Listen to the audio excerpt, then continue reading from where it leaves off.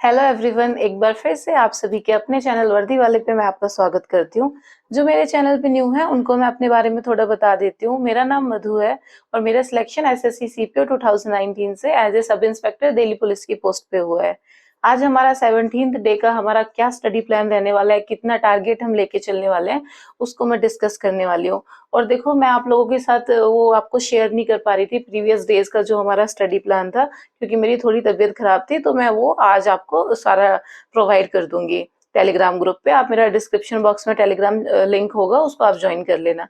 तो 17 डे का स्टार्ट करते हैं कि आज आपको क्या क्या पढ़ना है। सबसे पहले हम मैथ से स्टार्ट करते हैं। कल मैंने आपको मिक्सचर एलिगेशन करने के लिए बोला था, आई होप कि आपने अच्छे से उसको निपटा लिया होगा, क्योंकि उसको छोड़ना नहीं है, वो मोस्ट इंपॉर्टेंट है। बिकॉज उसमें क्या होगा, आपकी टाइम सेव होगा। तो रेशियो, आज हमारा रेशियो प्रोपोर्शन स्टार्ट करते हैं। आज आपको 3 टाइप के क्वेश्चन प्रैक्टिस करने हैं रेशियो प्रोपोर्शन में। फर्स्ट टाइप का क्वेश्चन रहने वाला है जो हमारा एज वाला क्वेश्चन आता है, जो बहुत ही फ्रिक्वेंटली पूछा जाता है हर पेपर में। तो उसमें क्या होता है कि हमें जैसे राम और श्याम है, उनकी एज का रेशियो दिया जाता है। हमें बोला जाता है कि आफ्टर 10 ईयर्स उनकी एज का रेशियो अलग होता है। जैसे पहले 2:3 था, उसके बाद 3:4 हो जाता है। तो हमें पूछा जाता है राम और श्याम की प्रेजेंट एज कितनी होगी। तो इस टाइप का जो एज वाले क्वेश्चन है वो आपको अच्छे से प्रैक्टिस करने हैं, क्योंकि वो रिपीटेड आते रहते हैं। सेकंड टाइप का क्वेश्चन आपको कौन से करने हैं? सेकंड टाइप के आपको क्वेश्चन करने हैं जो नॉर्मली हमारा क्या होता है कि एक अमाउंट दिया होता है, जैसे हमें 50,000 रुपीज दिए होते हैं और वो 6 पर्सन में डिवाइड करने हैं। तो क्या हमें रेशियो दिया होता है, जैसे कि A B C D E F तक हमारे 6 पर्सन है, तो ए बी का रेशियो दिया होता है, बी सी का रेशियो दिया होता है, सी डी का रेशियो दिया है, डी ई का रेशियो दिया है, ई एफ का रेशियो दिया है। तो डिफरेंट रेशियो दिए होते हैं और हमें पूछा जाता है ए और ई को कितना अमाउंट प्रोवाइड किया गया होगा इस रेशियो के अकॉर्डिंग, अगर 50,000 रुपीज को डिवाइड करें जो रेशियो गिवन है क्वेश्चन में। इस टाइप का क्वेश्चन आपको प्रैक्टिस करना है, सेकंड टाइप। थर्ड टाइप का आपको कौन से टाइप का क्वेश्चन प्रैक्टिस करना है? थर्ड टाइप को आपको सॉल्यूशन वाले क्वेश्चन प्रैक्टिस करने हैं। जैसे कि 2 सॉल्यूशन हमें दिए होते हैं। फर्स्ट एक सॉल्यूशन है, उसमें मिल्क और वाटर का हमें रेशियो दिया होता है। सेकंड सॉल्यूशन में भी हमें मिल्क और वाटर का सॉल्यूशन दिया है। फिर हमें बोला जाता है कि इन दोनों सॉल्यूशन को 2:3 में अगर हम मिक्स कर दें, तो जो रिजल्टेंट मिक्सचर होगा उसमें वाटर और मिल्क का रेशियो कितना रहेगा। तो ये 3 टाइप के क्वेश्चन हैं जो आपको अच्छे से प्रैक्टिस करने हैं, और तीनों टाइप के क्वेश्चन बार-बार आते हैं। सीपीओ में तीनों टाइप के क्वेश्चन पूछे जाते हैं, तो ये आप अच्छे से प्रैक्टिस करना। नेक्स्ट आपको आज इंग्लिश में आ जाते हैं कि इंग्लिश में क्या करना है। इंग्लिश में आज आपको एडजेक्टिव करने हैं। एडजेक्टिव आपको अच्छे से पढ़ने हैं, सारे रूल्स पढ़ने हैं, एक्सेप्शनल केसेस पढ़ने हैं और नीतू मैम की बुक से पढ़ने हैं, ठीक है। अच्छे से रूल्स को लिख लिख के याद किया करो, थोड़ा एक बार लिख लिया करो, ताकि आपको देखो अब जितना टाइम है एग्जाम में उसके अकॉर्डिंग ना, अगर आप अभी भी फर्स्ट टाइम भी पढ़ोगे ना, तो भी आपको 1 महीने मतलब जब तक आपका एग्जाम होगा आपको चीजें याद रहेंगी। तो आप थोड़ा लिख के याद किया करो। तो एडजेक्टिव आज कंप्लीट करना, उसके बाद किरण की बुक से एरर्स वगैरह, सेंटेंस इंप्रूवमेंट के क्वेश्चन लगाना अच्छे से, ठीक है। वोकैब के लिए तो मैं आपको बार बार बोल रही हूँ, वन वर्ड और ईडियम फ्रेज अपने एमपी पब्लिकेशन से कर लो। ऑनलाइन मेंटर वाली बुक है तो उससे कर लो, सारे आपके कवर हो जाएंगे, ठीक है। कुछ भी बाहर से नहीं आता है। ईडियम फ्रेज और वन वर्ड जो होते हैं वो ही आते हैं, बार बार प्रीवियस ईयर ही आते हैं। तो आपको ऐसे डरना नहीं है। उसके बाद हमारा जो वोकैब में बचता है हमारा सिनोनिम एंटोनिम्स, उनको आपको क्या करना है कि आप ऑनलाइन मेंटर वाली से कर लो, नहीं तो एमपी पब्लिकेशन से एक एक मॉक टेस्ट का निकाल निकाल के कर लो। क्योंकि उसमें देखो बहुत टाइम तो लगेगा नहीं, 4-5 तो होते ही हैं सिनोनिम एंटोनियम, 4 वो होते हैं, 5 वो होते हैं, तो दोनों को वही 9-10 होते हैं सिर्फ एक मॉक टेस्ट में। तो उनको अच्छे से आप करो और अच्छे से लिख के एक बार देख लिया करो। क्योंकि अगर आप सिर्फ रीडिंग, या तो आप सिर्फ रीडिंग लगाओ या आप लिख के आप याद करो सिनोनिम एंटोनिम्स। तो ये हमारा इंग्लिश का आज हो गया एडजेक्टिव प्लस हमारा वोकैब जो पोर्शन है। नेक्स्ट जीएस पे आ जाते हैं कि आज आपको जीएस में क्या करना है। देखो, ज्योग्राफी का जो पोर्शन होता है ना वो बहुत ही वाइड होता है, इसलिए मैंने आपको पॉइंट्स में बताए थे। मैंने आपको चैप्टर वाइज बताया था कि ज्योग्राफी जो था अभी तक का, जो हमारा कल तक खत्म हुआ है, कि फेस्टिवल करने हैं, डांसेस करने हैं स्टेज वाइज। तो ऐसे करके मैंने आपको बहुत सारे चैप्टर बताए, आई होप कि आपने क्लियर किए होंगे। आज हम इकोनॉमिक्स स्टार्ट करने वाले हैं। इकोनॉमिक्स में भी कौन कौन से इंपॉर्टेंट चीजें हैं, ठीक है।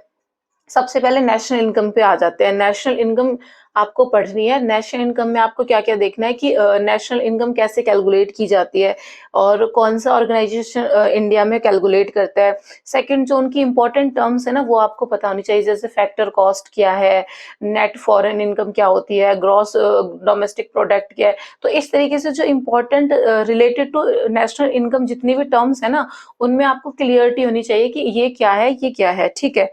इस तरीके से आपको पढ़ना है। तो उसके बाद आपको पढ़ना है 5 इयर्स प्लान। 5 इयर्स प्लान में आपको क्या पढ़ना है, सबसे पहले तो कम से कम आपको ना स्टार्टिंग के 6-7 जो 5 ईयर प्लान्स थे वो आपको पता होने चाहिए कि कब से कब तक थे, ठीक है? फर्स्ट 5 ईयर प्लान से लेके कम से कम 7 तक आपको देखने पड़ेंगे कि ये 5 ईयर प्लान्स तब तक थे।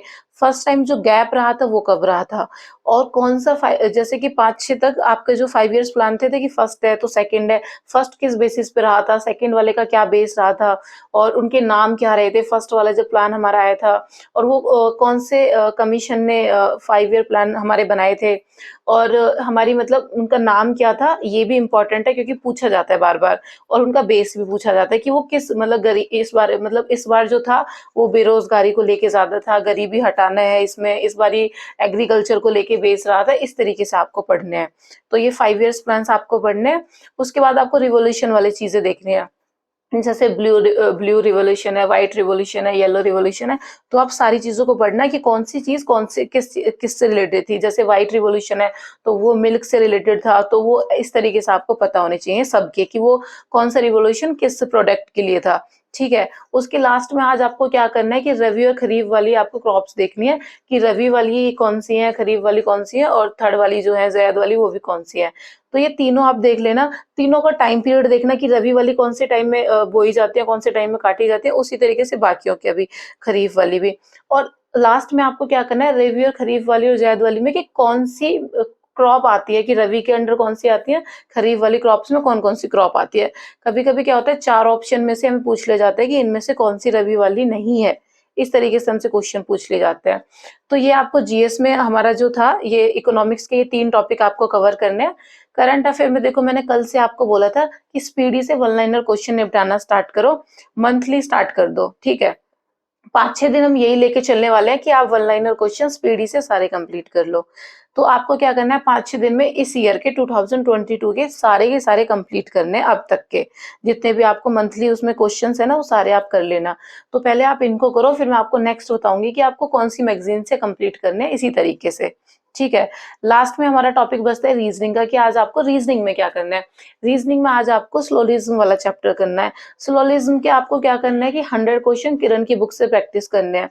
स्लोलिज्म ऐसा चैप्टर है जिससे हर बार क्वेश्चन आता ही है सीपीओ में, तो आपको उसमें एक्यूरेसी मेंटेन करो। देखो रीजनिंग और इंग्लिश ना ऐसा है कि अगर आप इस टाइम भी पढ़ोगे ना, जितना अभी टाइम बाकी है, इसमें भी आप अच्छे से कर पाओगे क्वेश्चंस, क्योंकि रीजनिंग में सिर्फ प्रैक्टिस करना है। डेली आप एक चैप्टर तो प्रैक्टिस कर ही सकते हो।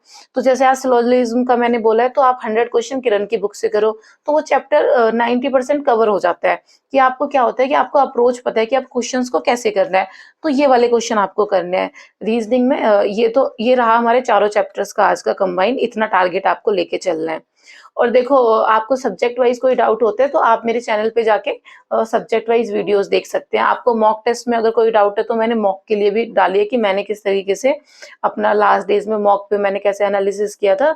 तो और उसके लिए मैं एक और मॉक के लिए वीडियो डालने वाली हूँ जिसमें कि ये कि आपको किस तरीके से चीज़ों को, कुछ चीज़ें जो हैं वो अवॉइड करनी है, कौन सी चीज़ें इग्नोर करनी है। तो और देखो आप मेरा टेलीग्राम चैनल ज्वाइन कर सकते हो ताकि मेरी नेक्स्ट वीडियोस की अपडेट आपको जल्दी से जल्दी मिल जाए। Thank you for your support and thank you for watching my videos.